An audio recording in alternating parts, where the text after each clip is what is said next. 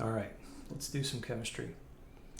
This is a video about isotopes, percent abundance, and average atomic mass. This video is geared for students who are taking chemistry in high school or college. If you're in a first year chem class in college, this might help. If you're in AP Chem in high school, or if you're in some kind of like college and high school chem class, you may need this because certain professors love to give the kind of problem that I'm going to go over, and hopefully this video will give you a nice fundamental understanding of isotopes and how to calculate the atomic masses on the periodic table. If you like the video, please leave me a like, and if you want more, please subscribe to my channel. I'd appreciate it very much. Let's get into this.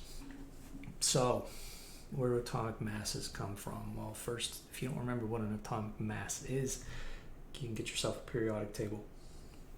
Any periodic table will do that's decent.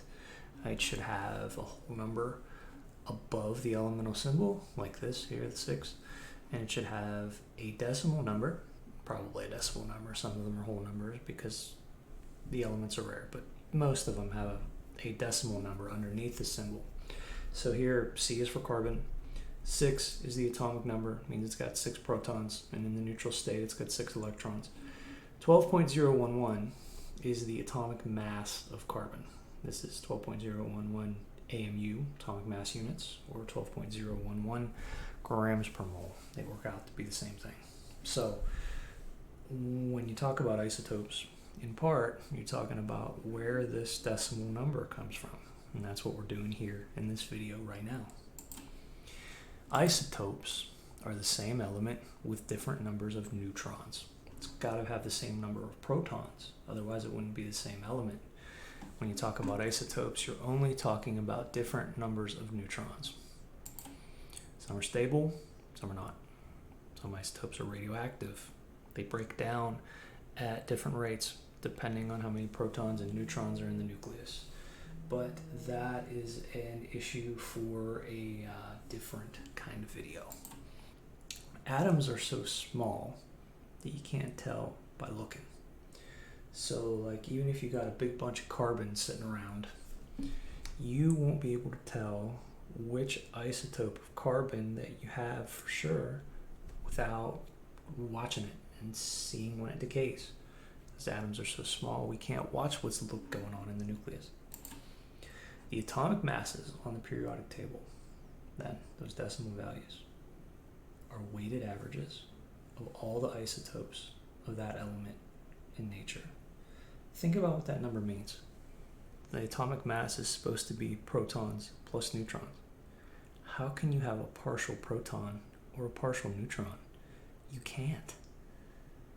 Because we can't tell which one's which, we treat each one with the average value in our calculations, and it works out pretty well. So how do you calculate an average atomic mass? You need two things. You need a decimal or percent abundance, which is a number that gives you an idea of how much of that element is out there, and you need the mass of the isotope itself. So here's a problem. Calculate the average atomic mass of an element with 3 isotopes. Doesn't matter which element it is. This isn't even a real element. It's just a theoretical one. We've got isotope 1 that has a mass of 11.21 AMU, or atomic mass units, and its abundance is 31.2%. Mass, or isotope 2 has a mass of 10.87 AMU, and its abundance is 38.2%. And number 3 has a mass of 11.04 AMU, and its abundance is 30.6%. What's the overall average atomic mass? We'll find out. Good news though, there's a formula. It's called a weighted average. And you don't just use it in chemistry, you can use it in other things as well. Statistics is probably where this would come up the most.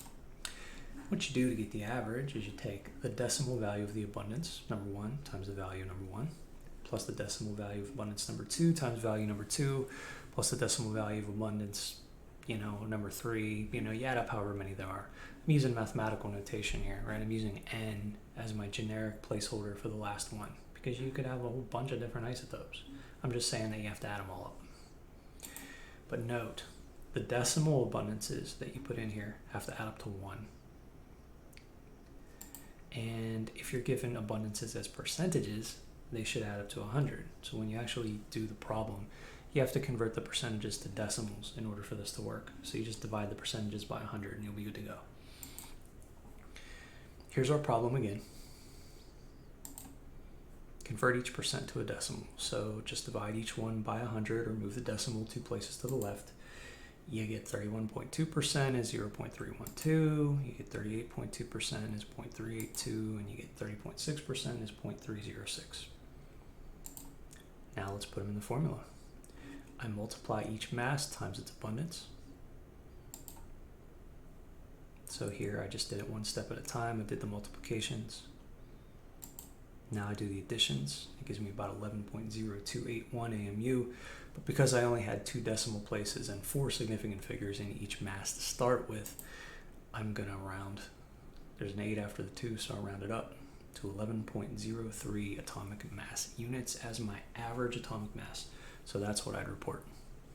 And that's it. I mean, you may be given problems where you're given the average mass and you have to find one of the masses or one of the abundances, in which case it's just algebra that you have to work backwards. So if you'd like me to work another one of those, leave a comment and I would gladly do that. Again, if you like the video, give me a like. If you want more, you can subscribe. If you have any questions, there's a comment section down there. Go ahead and use it. Thank you very much for watching.